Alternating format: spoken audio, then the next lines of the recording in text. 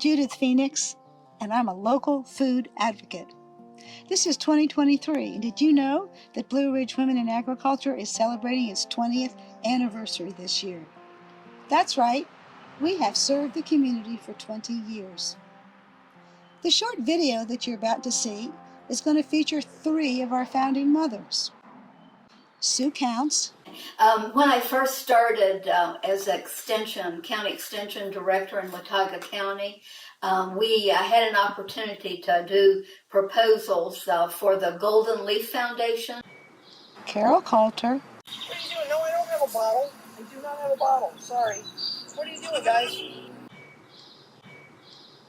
And Diane Price. We felt strong enough that we had to take the time out to do the meetings and get organized and support each other. And at the same time, I was working towards a master's in Appalachian Studies and working with Pat Bieber. A group of women really wanted to farm, and the guys were not being very helpful when we asked them for advice or wanted to learn things, and they would just say, oh, it's too hard, you can't do it, you're women.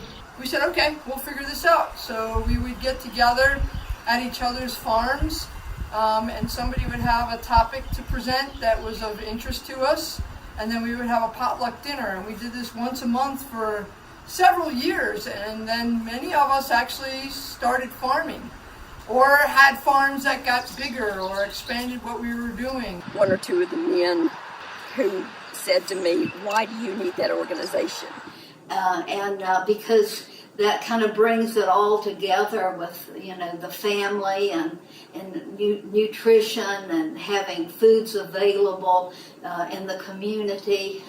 So that gave me the idea of starting the Blue Ridge Women in Agriculture. Judy Sharns and I were working on another project. So on the way down, we were talking about how important it was to work with the women in the mountains.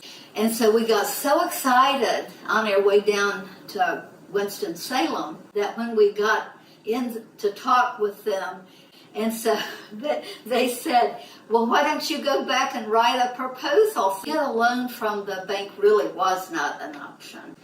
Diane Price did most of the writing of that first proposal to Z. Smith Reynolds, and we got funded. I wrote a grant. Anyway, we got a $30,000 grant, and that just opened up the world. We had a conference that numerous women came to from all the counties around. And because Extension does not usually receive grants, we ran the money through App State.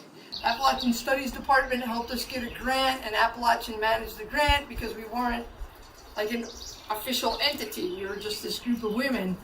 And we put on a big conference, and over 125 women came for that conference. This is the first issue for the Women in Ag. Actually had it printed in spring of 2005. We had actually developed Women in Ag probably 2 years prior to that.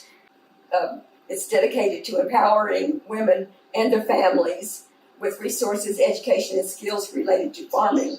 Although I'm not a founding mother, I have been a volunteer for over 10 years. In 2016-2017, I was the board president, and at that time, Carol Coulter was our executive. It was then that the High Country Food Hub was envisioned. One of the big complaints here in the High Country is creating markets to sell your goods. Just rural areas are it's not the same as being in a city where you have kind of a massive population and so you're able to sell more. Here in the High Country, it's really difficult. So creating markets is the big focus now. So the food hub, the winter market, the Tuesday market, adding double up food bucks so that people who have less means can buy high quality food. So if you're on food stamps, you can double your spending power by 20. So if you're going to spend $20, we'll match it with $20 so you can spend 40. Because we're also about an equitable food system. And farmers, it's not on their shoulders to give food away.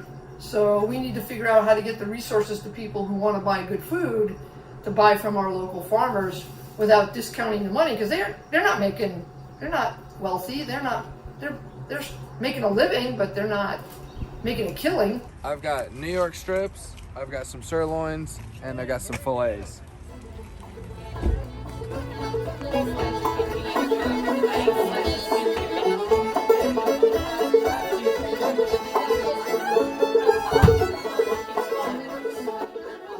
We hope you will want to become more involved with us. If so, go to BRWIA.org or highcountryfoodhub.org. Signing off as Judith Phoenix, a long-term volunteer with Blue Ridge Women in Agriculture.